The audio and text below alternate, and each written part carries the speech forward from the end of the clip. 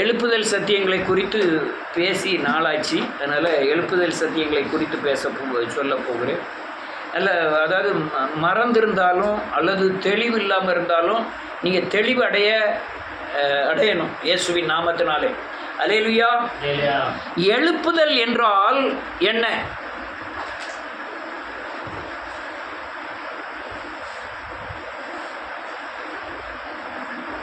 என்ன ஒருத்தர் ஒன்றும் சொல்ல மாட்டேங்கியா? ரைட்டு. ஒரு தனிப்பட்ட மனிதன் அல்லது தனிப்பட்ட குடும்பங்கள் அல்லது தனிப்பட்ட சபை ஆத்மா அவன் உயிர் மீட்சி அடைவதே எழுப்புதல். எழுப்புதல் என்றால் என்ன? ஒரு தனிப்பட்ட மனிதன், தனிப்பட்ட குடும்பம், தனிப்பட்ட சபைகள் ஆத்மா உயிர் மீட்சி அடைவதே எழுப்புதல். தரிசனம் என்றால் என்ன என்றால் பார்க்கிற காட்சி. தரிசனம் இல்லாத சபைகள் அநேகம் உண்டு. நம்முடைய தரிசனம் என்னவென்றால் எல்லா ஆத்மாக்களும் அல்லேலூயா சிலுவை உபதேசங்கள் மூலமாய் உயிர் மீட்சி அடையும். நான் இந்த புறம் போதனை பண்ணுறேன், நான் பிரசங்கம் பண்ணல. இது ஒரு போதனை. அதை நாம் என்ன செய்கிறோம்? பார்க்கிறோம். என்னத்தை பார்க்கிறோம்? சிலுவையில் மனம் திரும்பும் பொழுது அவன் பாவம் செய்யும்போது அந்த ஆத்மா மரித்த ஆத்மாவாக இருக்கிறது. அவன் சாபத்துக்கு உட்பட்டிருக்கும் போது அவனுடைய ஆத்மா மரித்த ஆத்மாவாய் காணப்படுகிறது. அவன் மனம் திரும்பி பாவ மன்னிப்பின் நிச்சயத்தை பெறும் பொழுது, அவன் ஜீவனை பெறும் பொழுது அது உயிர் மீட்சி அடைகிறது. அதை நாம் தரிசிக்கிறோம், பார்க்கிறோம். அதுக்கு பேர் தான் தரிசனம். அல்லேலூயா.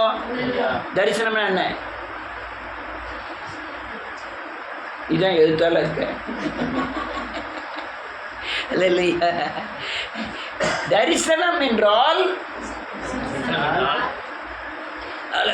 ஒரு மனிதனுடைய ஆத்மா பாவத்துக்குள் இருக்கிறது. அதில் சிலுவையிலே மனம் திரும்பும் போது உயிர் மீட்சி அடைகிறது. தேசம் சிலுவை உபதேசத்தின் மூலமாய் உயிர் மீட்சி அடைவதை நாம் தூரத்திலிருந்து காண்பதே அல்லேலூயா தரிசனம். என்னது? தூரத்திலிருந்து என்ன செய்ய நினைக்கிறேன்? சிலுவை உபதேசத்தின் மூலமா எல்லாரும் உயிர் மீட்சி என்ன செய்ய போறாங்க? அடைய போறாங்க. அதை நான் பார்க்கிறேன். அதுக்கு பேர் என்னது? தரிசனம். தீர்க்க தரிசனம் என்றால் இந்த எழுப்புதலுக்கு ஏற்ற ஆலோசனைகளையோ அல்லது தேவன் செய்ய போற கிரியைகளையோ தேவனிடத்திலிருந்து ஆலோசனை பெற்று முன் அறிவிக்கிறது தீர்க்க தரிசனம். உனக்கு மாடு தரப்போறாரு, காடு தரப்போறாரு, அது தரிசனம் அல்ல, தீர்க்க தரிசனம் அல்ல. நீ தேவனை சேவிக்காவிட்டால் இந்த காரியம் நடக்கும், நீ தேவனை சேவித்தால் இந்த காரியம் நடக்கும். நீ போய்கொண்டிருக்கிற வழி அல்லேலூயா ஆத்தும விடுதலைக்கானது அல்ல. நீ பிசாசின் பிடியில் இருக்கிறாய், மனம் திரும்பு, பாவ மன்னிப்பு நிச்சயத்தை பெற்றால் நீ தேவ பலத்தை. இதெல்லாம் தீர்க்க தரிசனங்கள். இதெல்லாம் தீர்க்க தரிசனங்கள். அல்லேலூயா. வருங்காலத்தில் நீ நெருக்கப்பட போகிறாயா அல்லது விடுதலையாய் வாழப் போகிறாயா என்பதை உன்னுடைய சாட்சியின் வாழ்க்கையை வைத்து அல்லது வேதவசனத்தின் அடிப்படையில் உன் வாழ்க்கையை வைத்து சொல்லுகிற அல்லேலூயா ஆலோசனை தான் தீர்க்க தரிசனங்கள். அல்லேலூயா. எரேமியா நல்ல சொன்னான், நீங்களாம் பாபிலோனில் பிடிபடுவீர்கள், எப்பமா நடக்க போறதை சொன்னான். அதுக்கு பேர் தீர்க்க தரிசனம். அல்லேலூயா. இயேசு பிறப்பார் என்பதை ஏசாயா சொன்னான், அது தீர்க்க தரிசனம். இயேசு சிலுவையில் அறையப்படுவார் என்பதை ஏசாயா 53வது அதிகாரத்தில் மிக தெளிவாய் சொன்னான், அது தீர்க்க தரிசனம். அதே போல தான் எழுப்புதலிலே அல்லேலூயா தேசம் சந்திக்கப்பட போவதை நாம் முன்னறிவிப்பது தான் அல்லேலூயா தீர்க்கமான தரிசனம். அல்லேலூயா. நம்ம ஆத்மாவிலே நாம் மனம் திரும்பின உடனே நமக்குள்ள அல்லேலூயா நன்றியோடு கூட துதிக்கிறேன் இயேசுவின் நாமத்தினால. மனம் திரும்புவதற்கு முன்பாக, நான் கிறிஸ்துக்குள்ளே வருவதற்கு முன்பாக, நான் இயேசுவை அறிவதற்கு முன்பாக ஏதோ ஒரு ஆண்டவருடைய சக்தி என்னை ஆளுகிறது. எல்லாரும் கேட்கலாம், சாப்பிட்டுட்டுன்னா கேட்போமா?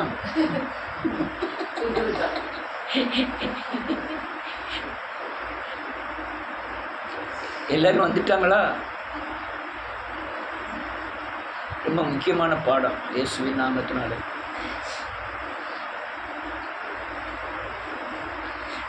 நாம் ரட்சிக்கப்படுவதற்கு முன்பாக, சர்ச்சைக்கு வருவதற்கு முன்பாக, இயேசுவை கேள்விப்படுவதற்கு முன்பாகவே ஒரு சக்தி நம்மை ஆளுகை செய்தது. ஏதோ ஒரு ஈர்ப்பு சக்தி இயேசுவின் மேலே இருந்ததா? நான் பொய் சொல்றேனா? எனக்கு இயேசுவை தெரியாது, அவர் சிலுவையில் அறையப்பட்டது தெரியாது, அவர் நல்லவர் கூட தெரியாது. ஆனால் எனக்குள்ள ஒரு சக்தி இயேசுவை நம்ப சொன்னது, அவரை தேட சொல்லுச்சு. அதுதான் பரிசுத்த ஆவியானுடைய முதல் நிலை. அதற்குண்டான வழிகளை தேவன் ஏற்படுத்துகிறார். உடனே ஒரு ஃப்ரெண்டை ஏற்படுத்துகிறார். அந்த ஃப்ரெண்டு உடனே சர்ச்சுக்கு கூட்டு போகிறார்கள். அந்த ஃப்ரெண்டு இயேசுவை பற்றி சொல்லுகிறார்கள், பைபிளை பற்றி சொல்லுகிறார்கள். அப்படி ஒரு வழிமுறைகளை தேவன் பலருக்கு பல கோணங்களிலே இயேசுவை அறிந்து கொள்ளும்படியான வழிகளை தேவன் திறக்கிறான். அல்லேலூயா. உடனே இது முதல் நிலை. இரண்டாவது நிலை, இவன் எப்படியாவது உலகத்தை வெறுத்து கணவனை அடின்னு அடிப்பான், நீ சர்ச்சுக்கு போகக்கூடாதுன்னு அடியெல்லாம் வாங்கிக்கிட்டு இயேசு கிறிஸ்துட்ட போய் நின்று ஏன் தேவனை கேட்கணும்னு வராங்கல்ல, இது இரண்டாவது நிலை. இதெல்லாம் மனுஷன் நடத்தக்கூடிய சக்தி அல்ல. இது யார் நடத்துதா? தேவன். பைசா இல்லைனாலும், சாப்பிடலைனாலும், அல்லையா எதிர்ப்பு இருந்தாலும், அநேக கேவலமாக பேசினாலும், அல்லையா ஆண்டவரேன்னு பேசினாலும், நம்ம தேவனை நோக்கி ஓடுதோமே, அதுதான் இரண்டாவது நிலை. அல்லேலூயா. மூணாவது நிலை ஒரு நிலை இருக்கிறது. அந்த நிலைக்கு அநேக கிறிஸ்தவர்களை போல நம்ம போகிறது தான் மூணாவது நிலை. போய் பாவ மன்னிப்பின் நிச்சயத்தை பெற்று நம்ம அல்லேலூயா சரீரத்துக்கு உயிர் எப்படி முக்கியமோ ஆத்துமாவுக்கு ஜீவன் முக்கியம் என்பதை உணர்ந்து அந்த ஜீவனை பெற்றுக்கொள்ள முடியாய் மனம் திரும்பி ஜீவனை பெற்று இயேசுவை அறிந்து கொள்கிறோமே, அதுதான் மூன்றாவது நிலை. நீங்கள் ஜீவனை பெற்றாதான் இயேசுவை முப்பூர்ணமாக அறிய முடியும். நான் சொல்லுற காரியம் எத்தனை பேருக்கு புரியுதுன்னு தெரியல. நான் சொல்லுறது புரியாதனால தான் 10 பேர் பயணிக்க பார்க்காங்க. அல்லேலூயா. இது மூன்றாவது நிலை யார் பெறுகிறார்களோ அவர்கள் மட்டும்தான் சிலுவை குறித்து அறிய முடியும். மூன்றாவது நிலையை குறித்து யார் அறிகிறார்களோ அவர்கள் தான் சாபத்தின் கொடுமையை குறித்து அறிய முடியும். மூன்றாவது நிலையை குறித்து யார் அறிகிறார்களோ அவர்கள் தான் பாவ பிடி என்ன செய்யும் என்பதை அறிய முடியும். மூன்றாவது நிலையை யார் அறிகிறார்களோ அவனுக்குள்ள பிசாசு எப்படி பாவத்தை கொண்டு வருகிறான் என்பதை அறிய முடியும். இந்த மூன்றாவது நிலை என்பது இந்த 2 நிலையிலும் கடந்து 3வது நிலையில் வந்து பரிசுத்தாவின் பலத்தை பெற்று அவன் ஆத்மாவிலே ஜீவனை பெற்ற உடனே அது ஒளியை அனுப்புகிறது. நமக்குள்ளெல்லாம் ஒளியை அனுப்புகிறது அந்த ஜீவன். அல்லேலூயா. ரொம்ப முக்கியமான பாடம். நீங்கள் நல்லா கேட்டுக்கிட்டா தான் உங்களுக்கு புரியும். அந்த ஜீவனை பெற்ற பிறகுதான் என் சரீரத்தில் இருக்கிற ஒரு உறுப்பு பாவம் செய்கிறதை என்னோடு உணர்த்துகிறது, என்னோட பேசுகிறது. அதற்கு சிச்சையை தேவன் கொடுக்கிறார். நான் மனம் திரும்பும் போது அல்லேலூயா அந்த ஜீவன் பரிபூர்ணப்படுகிறது.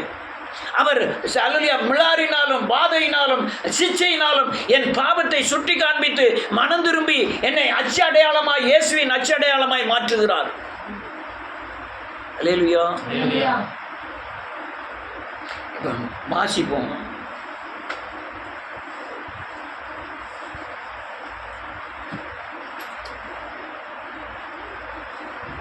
ஒன்று இல்லை, யோவான் எழுதின சுவிசேஷம் 1வது அதிகாரம்.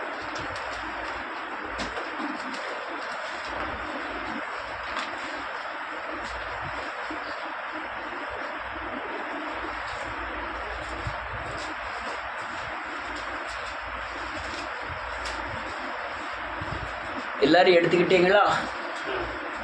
விரல 1ஆம் நம்பரில் வைங்க. நான் வாசிக்கிறது மாதிரி வாசிக்கணும். வார்த்தை இயேசு.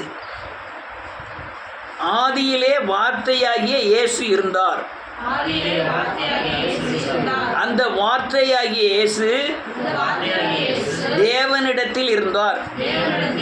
அந்த வார்த்தையாகிய இயேசுவே தேவனாய் இருந்தார். அந்த இயேசு ஆதியிலே தேவனோடு இருந்தார்.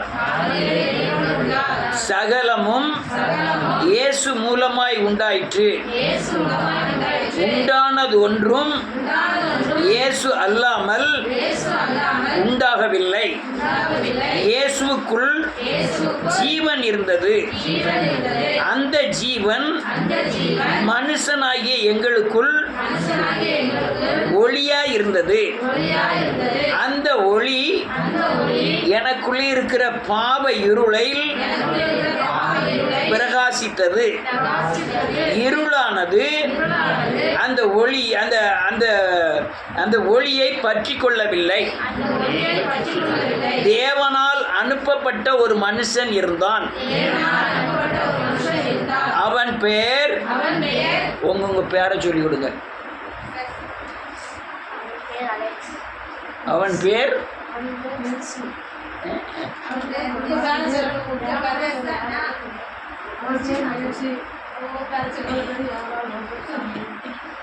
நான் இப்ப திரும்பி அதே இதை சொல்றேன். தேவனால் அனுப்பப்பட்ட ஒரு மனுஷன் இருந்தான். அவன் பேர் தாமஸ். தாமஸ் தன்னால் எல்லோரும் விசுவாசிக்கும்படி அந்த ஒளியை குறித்து சாட்சி கொடுக்க சாட்சியாக வந்தான். யாரு?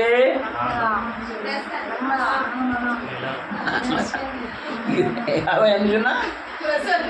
ஆமா, பிரசன்னா சாட்சி கொடுக்க வந்தான். பேபி சாட்சி கொடுக்க வந்திருக்கா. என்னத்தை சாட்சி கொடுக்க வந்திருக்கா?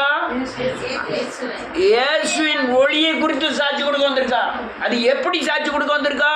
தன்னிடத்தில் ஜீவனை பெற்று அந்த ஜீவன் எனக்குள்ள இருக்கிற இருளை போக்கி ஒளியை வெளிப்படுத்துதில்ல, அந்த ஒளியை குறித்து நீ என்ன செய்ய வந்திருக்க? சாட்சி. நான் என்கிட்ட ஒளி இருக்குன்னு நீ சொல்லக்கூடாது. இந்த ஒளி உனக்குள்ள இருக்கிற இருளை சுட்டரிச்சு உன்னை இயேசுவை வெளிப்படுத்துகிற சாட்சி உன் மூலமா என்ன செய்யணும்? வெளிப்படணும். என்ன பரஞ்சோ சொல்லு? புரியல எல்லாத்துக்கும் தயவு செய்து புரியலன்னா கேட்டுக்கிடுங்க. உண்மையில் வேத வசனத்தின் அடிப்படையில் சொல்கிறேன். புரியலைன்னா கேட்டுக்கிடுங்க. நம்ம தான் யோவான் சாட்சி கொடுக்க வந்தது மாதிரி நம்மளும் சாட்சி கொடுக்க என்ன செஞ்சுருக்கோம்? வந்திருக்கோம். இயேசுவை சொல்லி சாட்சி அல்ல, நம்மளுக்குள்ள இருளை இருக்கிறத இந்த ஜீவனாகிய ஒளியை போய் இந்த இருளை என்ன செய்யுது? நீக்குது. நீக்கி யாரை போல மாறுறோம்? இயேசுவை போல மாறுறோம். அதுதான் சாட்சி. அந்த சாட்சியை பூமியில் என்ன செய்யணும்? வெளிப்படுத்தணும். இவன் நினைக்கணும் நான் குறைப்படாத பின்னால் போயிடணும். அடுத்தால அவன் நான் அந்த ஒளி அல்ல, அந்த ஒளியை குறித்து சாட்சி கொடுக்க வந்தவனாயிருக்கிறேன். நான் ஒளி இல்ல. எது ஒளி? ஜீவன் இருக்குல்ல, கிறிஸ்துவாகிய ஜீவன், அதுதான் ஒளி. அந்த ஒளியை கொடுத்து நான் சாட்சி கொடுக்க தான் வந்திருக்கிறேன். சாட்சி எதுல விளங்குது? எழுப்புதல் மூலமாய் விளங்குது. எழுப்புதல் மூலமாய் என்னுடைய சாட்சி பூமியில விளங்குது. அடுத்தால என்ன எழுதியிருக்கு? இயேசு உலகத்தில் இருந்தார், உலகம் இயேசு மூலமாய் உண்டாயிற்று, உலகமோ இயேசுவை அறியவில்லை. இயேசு தமக்கு சொந்தமானதில் வந்தார், இயேசுக்கு சொந்தமானவர்களோ அவரை ஏற்றுக்கொள்ளவில்லை. இந்த 12வது வசனம் வாசிக்கிறது தான் இந்த 2 வசனம் வாசிக்க வேண்டியது. இயேசுடைய நாமத்தின் மேல் விசுவாசம் உள்ளவர்களாய் இயேசுவை ஏற்றுக்கொண்டவர்கள் எத்தனை பேர்களோ அத்தனை பேரும் தேவனுடைய பிள்ளைகளாகும்படி இயேசு அதிகாரம் கொடுத்தார். அல்லேலூயா. இதுதான் எழுப்புதல். இதுதான் இப்ப வாசிச்சு வந்தது பூரா எழுப்புதல். அவருக்குள்ள ஒளி இருந்தது, அவருக்குள்ள ஜீவன் இருந்தது, அது ஒளியா இருந்தது. அந்த ஒளி இருளிலே ஆகிய எனக்குள்ள கிரியை செய்த பாவத்தின் இருளுக்குள்ள பிரகாசித்து எல்லாத்தையும் சுட்டரித்து என்னை சாட்சியாக என்ன செஞ்சுட்டு மாத்திட்டு. அல்லேலூயா. இதுதான் எழுப்புதல். இதில் பாளையங்கோட்டையில் வாசிக்கும்போது என்ன வாசிக்கணும்? அதையும் வாசிடுவோமே. எபிரேயரின் புத்தகம் 11வது அதிகாரம்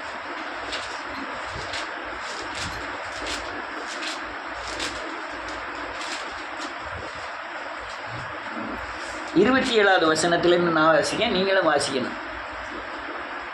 பணத்தினாலே அவன் அதரிசனமானவரை தரிசிக்கிறது போல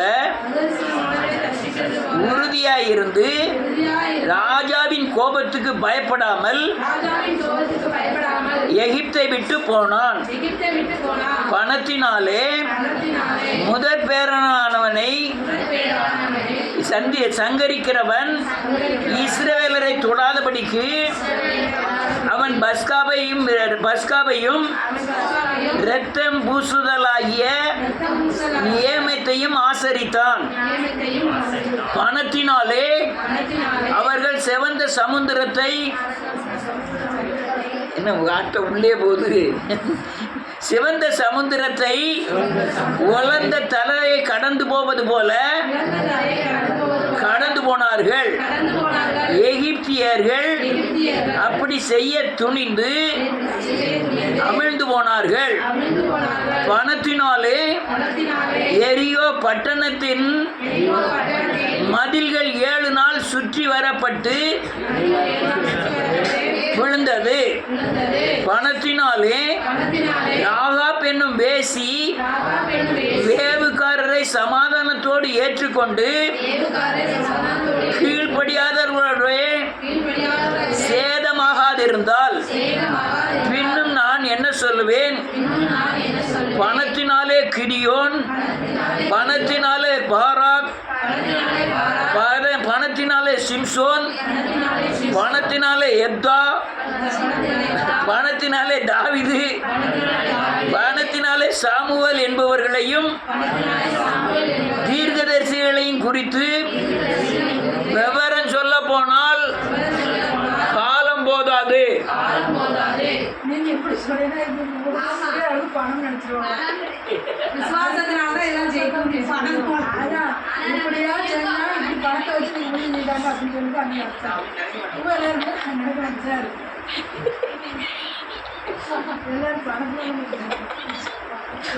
பணத்தினாலதான் எரிக்க மதில் தகுதிட்டா?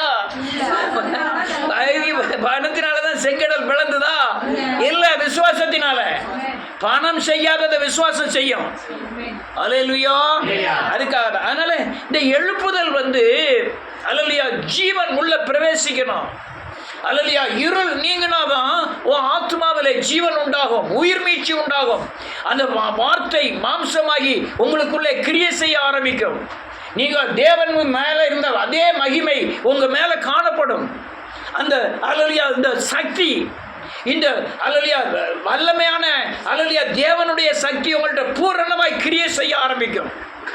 எல்லாம் மட்டுப்படுத்திட்டாங்க. எல்லாம் தீர்க்க தரிசனம்னு சொல்லி அல்லேலூயா குணமாக்குகிற வரம்னு சொல்லி எல்லாம் தேவனுடைய மகிமையை மட்டுப்படுத்திட்டாங்க. இயேசுவின் சாயலுக்கு ஒப்பா யார் மாறுகிறார்களோ தேவன் மேல கண்ட அதே மகிமை, மோசே சீனாய் மலையிலே கண்ட அதே தேவ மகிமை, மருவ மலையிலே கண்ட அதே தேவ மகிமை நாம் ஒவ்வொரு மூலம் காணப்படுவதுதான் எழுப்புதல். அல்லேலூயா. உங்க மேல காணப்படணும் இயேசுவின் மகிமை. உங்கள் சாயல் இயேசுவின் சாயலாய் மாற வேண்டும்.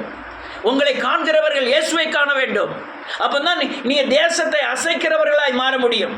அல்லேலூயா.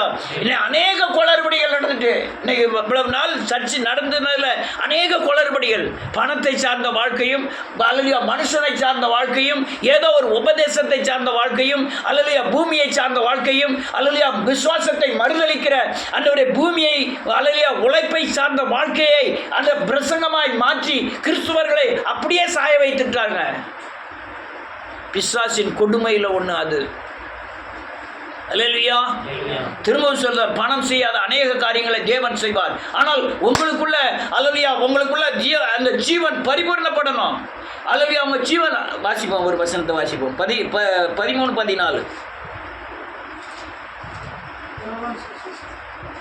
யோவான் சுவிசேஷம் 13-14. இரத்தத்தினாலாவது மாம்ச சித்தத்தினாலாவது புருஷனுடைய சித்தத்தினாலாவது பிறவாமல் நல்ல தேவனாலே பிறந்த இதே காரியம் இயேசு பிறந்தார். இயேசு இரத்தத்தினாலேயோ மாம்ச சித்தத்தினாலேயோ அல்லேலூயா பிறக்கல. அதே மாதிரிதான் நீங்க மறுபடி பிறந்திருக்கிறவர்கள் மாம்ச சித்தத்தினால இரத்தத்தினால பிறக்கல. யோவான் மத்தேயு 16வது அதிகாரத்தில் பேதுருட்ட ஆண்டவர் சொல்லாரு, மாம்சமும் இரத்தமும் இதை உனக்கு வெளிப்படுத்தல, தேவனே உனக்கு வெளிப்படுத்தினார். ஆனால் தேவனுடைய காரியங்களை தேவனே உனக்கு வெளிப்படுத்தணும், மாம்சமும் இரத்தமும் வெளிப்படுத்தக்கூடாது. அல்லேலூயா. அதனால இந்த எழுப்புதல் ரொம்ப முக்கியம். இந்த எழுப்புதல் பகிரங்கமாய் பூமியில கிரியை செய்ய போகிறது. யாரு இவங்களையா கொண்டு போய் தேவன் பயன்படுத்துறாரு அப்படின்னு சொல்லக்கூடிய அளவில் பலவீனர்களையும், இவங்களா மரித்தோரை எழுப்பினாங்கிற அளவுக்கு அல்லையா ஒன்றுமில்லாதவர்களையும் தகுதியற்றவர்களையும் கொண்டு போய் நான் தேவன் தேசத்தில் பகிரங்கமாய் பயன்படுத்த போகிறார். எல்லா பக்கமும் கிறிஸ்தவம் பயங்கர வீழ்ச்சி. பயங்கர வீழ்ச்சினா ஏன் காரணம் என்னன்னா, யாரும் வசனத்தின் அடிப்படையில் வாழ ரெடி இல்லை, யாரும் பாவத்தை விடுறதுக்கு ரெடி இல்லை, தேவனை சேவிக்க ரெடி இல்லை, தேவனை பின்பற்றுவதற்கு ஒருத்தர் கூட ஆயத்தம் கிடையாது. எப்படியாவது மந்திரத்தில் மாயங்க வாங்க காய்க்கணும், கூரையை பிச்சுக்கிட்டு கருத்தர் போட்டுறணும்னு நினைக்கிறாங்க. அதனால ஒரு பயங்கரமான எழுப்புதல் உண்டாவதுக்கு அல்லேலூயா நன்றியோடு கூட துதிக்கிறேன். பாவத்தை சுட்டி காமிப்பார். வாசிப்போம், ஒரு வசனத்தை வாசிப்போமே. நிறைய காரியங்களை விட்டுட்டேன், நேரம் ஆகுது. சகரியாவின் புஸ்தகம், சகரியா வேண்டாம், யோவான், இதே யோவான் எடுப்பு 4வது அதிகாரம் 16வது வசனத்தில் இருந்து.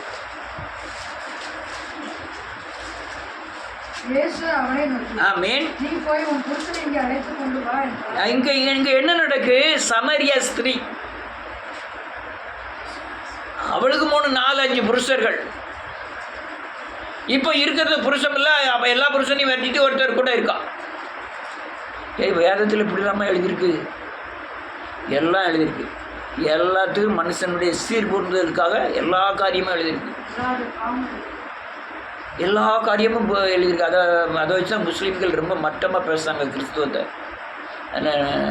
ரைட், இப்போ எடுக்க நேரம் இல்லை. ரைட்டு, வேதம் சொல்லுது, நீ போய் உன் புருஷனை கூட்டிட்டு வாமாங்காரு. அடுத்தால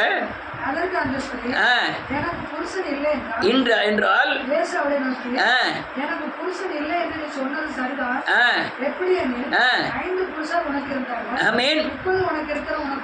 புருஷன் அல்ல சொன்னா என்றார். ஆண்டவரே காண்கிறேன். ஆமென் ஆமென்.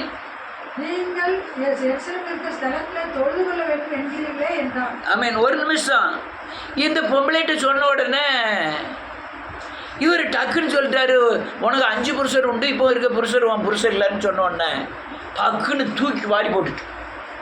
அல்லேலூயா அல்லேலூயா. ஏன் தூக்கி வாரி போட்டுது? எந்த பாவத்தையும் வெளியே தெரியலாம். புருஷருடைய பாவத்தை வெளியே யார்கிட்ட என்ன செய்ய மாட்டாங்க, சொல்ல மாட்டாங்க, வேறு யாருக்கும் தெரியவும் செய்யாது. ஆனால் டைரக்டாக ஆண்டவர் சொல்லாரு, உனக்கு 5 புருஷர் இருந்தாங்க. உள்ளான அந்தரங்க அல்லது யார்ட்டையும் சொல்ல முடியாத மறைந்திருந்த ஒரு கடுமையான ஒரு பாவத்தை சுட்டி காமிக்கார் கர்த்தர். இவளுக்கு தூக்கி வாரி போட்டுட்டு இயேசுவின் நாமத்தினாலே இப்போ நான் உம்மை தீர்க்கதரிசி என்று காண்கிறேன். உடனே அவர் சொல்லாரு, உடனே அவளுக்கு பயங்கரமான ஒரு ஆண்டவர் மேலே பற்று வந்து சொல்ல, ஆண்டவரை இந்த மலையில் தொழுது கொள்ளணும்னு எங்கள் பிதாக்கள் சொன்னாங்களே அப்படின்னா ஆண்டவர் சொல்ல, ஆண்டவரை ஆனால் கர்த்தரை எங்கும் காலம் வந்துரு. இதுதான் எழுப்புதில்லை. டைரக்டாக ஒருத்தருடைய பாவத்தை சுட்டி காமிச்சிங்கன்னா, நான் அன்றைக்கி எவ்வளவோ முயற்சி பண்ணேன், அந்த வீட்டில் எவ்வளவோ முயற்சி பண்ணேன், எப்படியாவது பச்சையாக சொல்ல முடியாதுல்ல, ஆனால் சொல்லவும் செய்யணும், சுட்டி காண்பிக்கணும். ஆனால் பச்சையாக நீங்கள் எப்படிங்க அவங்க அப்படி இருந்தாங்கன்னு சொல்லிட்டோம், நீ முதல்ல வெளியே போக வேண்டியிருப்பாங்க. ஆனால் சுட்டி காமிச்சு அவங்க உணர்ந்து மனம் திரும்பிட்டாங்கன்னா உடனே விடுதலை. இந்த பொம்பளை சமரியா ஸ்திரீ டக்குன்னு மனம் திரும்பிட்டா உடனே விடுதலை ஆகிட்டா. அவங்க லாயர் வேற, அட்வொகேட் வேற, உடனே கேஸை போட்டக்கூடாது. நம்ம கேஸை போட்டக்கூடாது. ஆனால் நானும் எவ்வளவோ சத்தியங்களை வேதவசனங்களை சொல்லி அங்கே சொல்லி இங்கே சொல்லி எப்படியாவது உணர்த்திடலான்னு பார்க்க, உணர்ற மாதிரியே இல்லை. இந்த பொம்பளை உணர்ந்துட்டா. உணர்ந்த அடுத்த நிமிஷம் என்ன சொல்லுறா, நான் தேவனை தொழுது கொள்ளணும். அது நான் என்ன செய்யட்டும்? நான் எருசலேம் வரையெல்லாம் என்னெல்லாம் என்ன செய்ய முடியாது, போக முடியாது. ஆண்டவர் சொன்னார், பிதாவை எங்குமே தொழுது கொள்ளலாம், எங்கன போனாலும் பிதாவை தொழுது கொள்ளலாம். உடனே ஊருக்குள்ளே போய் சொல்ல ஒரு வசனத்தை வாசிப்போம். 39வது வசனம். நான் செய்த எல்லாவற்றையும் எனக்கு சொன்னார் என்று சொன்ன அந்த ஸ்திரீயுடைய வார்த்தை நிமித்தம் அந்த ஊரில் சமாரியர்கள் அநேகர் அவர் மேல் விசுவாசம் உள்ளவர்களானார்கள். போதும். அவ போய் இவ்வளவு நாள் பாவத்தை மறைச்சு வச்சுக்கிட்டே இருந்தவா ஊருக்குள்ள போய் சொல்லுதா, நான் இவ்வளவு பேருக்கு மனைவியா இருந்தேன், அதை ஒரு மனுஷர் சொல்லிட்டாரு அப்படின்னு சொன்ன உடனே இவர் சொல்ல நம்பி எல்லாருமே விசுவாசம் உள்ளவர்கள் ஆனார்கள். அல்லேலூயா. பப்ளிக்கில் பாவத்தை அறிக்கை செய்கிறது கிறிஸ்தவங்களை மாதிரி ஒருத்தர் முடியவே முடியாது. தன் தாய் வேசித்தனம் பண்ணும்போது நான் கூட இருந்தோம்னு ஒரு சாட்சி, ஒரு ஆள் அமெரிக்காக்காரனா லண்டன்காரனா, அவன் சொன்ன சாட்சி உலகம் முறை பயங்கரமாக பரவிட்டு, ஸ்போர்ட்ஸ்மேன் எங்கள் அம்மா அப்படி வேசித்தனம் பண்ணா அப்படின்னு சொன்னது. அல்லேலூயா. அதே மாதிரி தான் இவன் சொல்கிறா பப்ளிக்கா. சொன்ன உடனே ஊரே இதையா எழுப்புதல், பயங்கர எழுப்புதல். பாவத்தை சுட்டி காமிக்காம எழுப்புதல் வரவே செய்யாதே. பாவத்தை குறித்தும் நீதியை குறித்தும் நியாய தீர்ப்பை குறித்தும் உணர்த்துகிறவர் ஆவியானவர். நீங்களுமே பாவத்தை, நீங்கள் சரியான பாவத்தை கக்காம நீங்கள் பூர்ண விடுதலைக்குள்ளெல்லாம் வர முடியாது. நீங்கள் எழுப்புதலுக்குள்ளே இருக்கிறீங்க, பாவ மன்னிப்பு நிச்சயத்தை பெறாத வரை நீங்கள் பூர்ண விடுதலைக்குள்ளே வர முடியாது. நீங்கள் செய்கிற பாவத்துக்கு உங்கள் பிள்ளைகள் கரையம் கட்டும். நீங்கள் அறிக்கை செய்து விட்டுவிட்டீங்கன்னா உங்கள் பிள்ளைகள் தப்பிச்சுக்கிடும். நீங்கள் அதை மறைச்சிருங்கன்னா அதுலையா மறைக்கிறவன் என்ன செய்ய மாட்டானா, மால்வடைய மாட்டான். நீ ஒருத்தட்டு சொன்ன ஆண்டவர்கிட்ட சொல்லி மனம் திரும்பணும். ஒரு சில ஆட்கள் என்று சொல்லியிருக்காங்க, இந்த ஊழியக்காரர் அப்படி இருந்தார் இப்படி இருந்தார். அவன் வாழ்க்கை 2 வாழ்க்கை. நல்லா புரிஞ்சுக்கிடுங்க. நீங்கள் என்னை பார்க்குறீங்களா, இது ஒரு வாழ்க்கை, எனக்கு உள்ள ஒரு வாழ்க்கை இருக்கு. புரியுதா? அந்த வாழ்க்கையை யார் பார்க்கா? நான் என் உள்ளே இருக்க வாழ்க்கை தேவனுக்கு விரோதமான வாழ்க்கை வாழ்ந்து வெளியே இருக்க வாழ்க்கையை பெரிய ஊழியக்காரன் மாதிரியோ பெரிய பரிசுத்தவான் மாதிரியோ நடந்தா, நான் படுக்கையில் விழுந்து செத்தாலும் சரி, விபத்தில் வந்து செத்தாலும் சரி, சாபத்தில் செத்தாலும் சரி, என்னை குறித்து ஜனங்கள் சொல்றது, ஐயோ இந்த ஊழியக்காரர் இப்படி இருந்தாரு இப்படி செத்துட்டாருன்னு சொல்லுவாங்க. ஆனால் எனக்கு உள்ளாம இருக்க வாழ்க்கை யார் பார்க்கா? அவர் தான் பார்க்காரு. அதுக்குள்ள நியாயத்திற்கு தான் நான் ஆக்சிடென்ட்டு. ஆமென். ஆனால் மக்கள்லாம் சொல்லிக்கலாம், அவர் பரிசுத்தமாக இருந்தார், அவர் தான தர்மம் கொடுத்தாரு, அவர் நீதியாக நடந்தார். ஆனால் உள்ள வாழ்க்கை இன்னொரு பகுதி இருக்கு. அநேகருக்கு வந்து சத்தியம் போய் கிடைக்கல, சில சத்தியங்கள். அதனால அவர்கள் அல்லையா சில வியாதிகளிலிருந்து சில பிரச்சனைகளிலிருந்து விடுதலையாகவில்லை. என்ன சத்தியம் கிடைச்சிருக்கோ, என்ன சத்தியத்தை நீங்க விசுவாசிக்கிறீங்களோ அதுல தான் உங்களுக்கு விடுதலை. என்ன கம்முன்னு இருக்கிய? புரியுதா? சத்தியம், எந்த சத்தியம் உங்களுக்கு நீங்க சில இடங்கள்ல போய் கிடைக்கிற சத்தியத்துல கர்த்தர் உங்களை ஆசீர்வதிப்பார் சொல்லுவாங்க. உடனே நீங்க ஆசீர்வாதத்தை விசுவாசிக்கும் போது ஆசீர்வாதம் கிடைக்கலாம். ஆனால் அது நிரந்தரம் அல்ல. நீங்க பாவ மன்னிப்பு நிச்சயத்தை பெற்ற ஆசீர்வாதத்தை பெற்றால் உங்க ஆசீர்வாதம் நிரந்தரமா நிற்கும்னு பிரசங்கத்தை கேட்டீங்கன்னா, நீங்க பாவத்தை அறிக்கை செய்து தேவனால் ஆசீர்வதிக்கப்பட்டீங்கன்னா அந்த ஆசீர்வாதம் என்ன செய்யும்? நிற்கும். இல்லைன்னா நிற்காதே. அப்போ ஒவ்வொரு ஆளுகளுக்கு கிடைக்கக்கூடிய சத்தியங்கள் கிடைக்கல. சில ஆளுக்கு எனக்கு ஒரு சத்தியம் கிடைக்கி, உங்களுக்கு ஒரு சத்தியம் கிடைக்கி. உங்களுக்கு கிடைக்கிற சத்தியத்தில் நீங்கள் விடுதலை ஆகுறீங்க, எனக்கு கிடைக்கிற சத்தியத்தில் எனக்கு நான் விடுதலை ஆகுறேன். என் வளர்ச்சிக்கு ஏற்ப, நான் தேவனை சேவிப்பதற்கு ஏற்ப, நான் தேவனை தேடுவதற்கு ஏற்ப எனக்கு சத்தியம் கிடைக்கி, அதில் நான் விடுதலை ஆகிறேன். ஆத்தும விடுதலை தான் மெய்யான விடுதலை. பணத்தினால் உண்டாகிற விடுதலை மெய்யான விடுதலை. புரிஞ்சுக்கிட்டீங்கன்னா சரிதான். நான் ஒரே ஒரு வசனத்தை வாசி முடிப்போம். கடகடன்னு ஆயிட்டு டைம். லூக்கா எழுதின சுவிசேஷம் 19வது அதிகாரம். கொஞ்சம் கடகடன்னு வாசிக்கலாம்.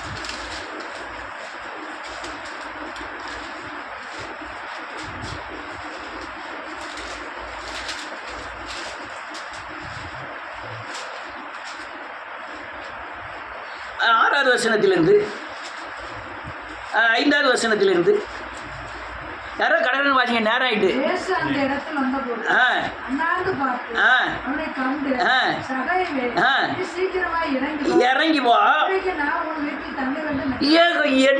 என்ன பிரச்சனையை பாருங்க. அவர்கிட்ட பரிசேயர் இருக்காங்க, சதுசேயர் இருக்காங்க, ஜபாலய தலைவர்கள் இருக்காங்க, அல்லையா பெரிய கோடீஸ்வரன் இருக்கான், பரிசுத்தவான்கள் இருக்காங்க, எல்லாரும் இருதயத்தையும் பார்த்துக்கிட்டு இருக்காரு. இவன் இங்க மரத்து மேல இருக்கவனை பார்த்து சொல்றாரு, இன்னைக்கு உங்க வீட்டுல அவங்க வீட்டில் போய் தங்கணுங்க. யாரு மற்றவங்கள சொன்னா இவன் பாதியான மனுஷன, இவன் வீட்டில் போய் தங்கணும். ஆளை பார்த்தா முடும்போது கட்டையா இருக்கான். ஆளாவது கொஞ்சம் போட்ஸாக இருந்து கொஞ்சம் பேட் ஷர்ட்லாம் போட்டு அப்படி தலை அப்படிங்கிறது வரையெல்லாம் அப்படியே வச்சு ஜம்முன்னு அப்படி உதறி விட்டா மேலே பார்க்குற போராக்கில் அப்படி வச்சிருந்தாங்கன்னா அதை நம்பலாம். அவன் இருக்கதே முடியாது, குட்டையாக இருக்கான்.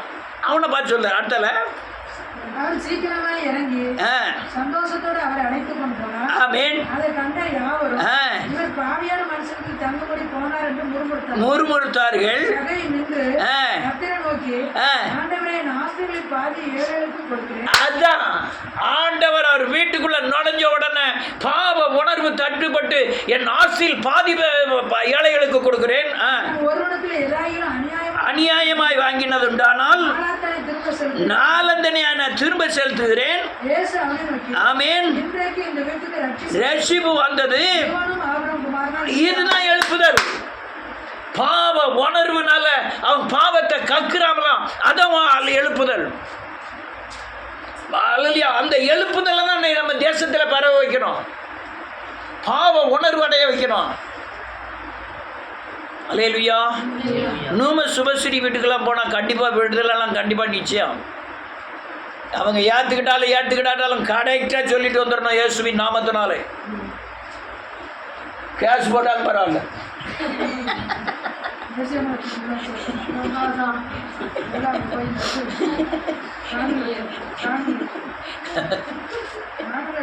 ஆமாம், எதுக்கெல்லாம கட்சிக்காரன் எதுக்கெல்லாம உள்ளே போகிறான். நம்ம ஆண்டவருக்காக உள்ளே போயிட்டு வர்றது என்ன. கலைஞர்லாம் ஏகப்பட்ட தடவை உள்ளே போயிருக்காரு, யார் ஸ்டாலின் உள்ளே போயிருக்காரு, அல்லது வைகோ உள்ளே போயிருக்காரு. அவங்க கட்சியில் வைத்து வளர்க்கறதுக்கும் கோடியை சம்பாத்தியம் பண்ணதுக்கும் ஆண்டவருக்காக கொஞ்சம் உள்ளே போயிட்டு தான் வாரது. யாரும் அன்னைக்கு சொன்னாங்க, அப்படி சொல்லாதீங்க, சொன்னது மாதிரி அது நடந்துருக்கும்.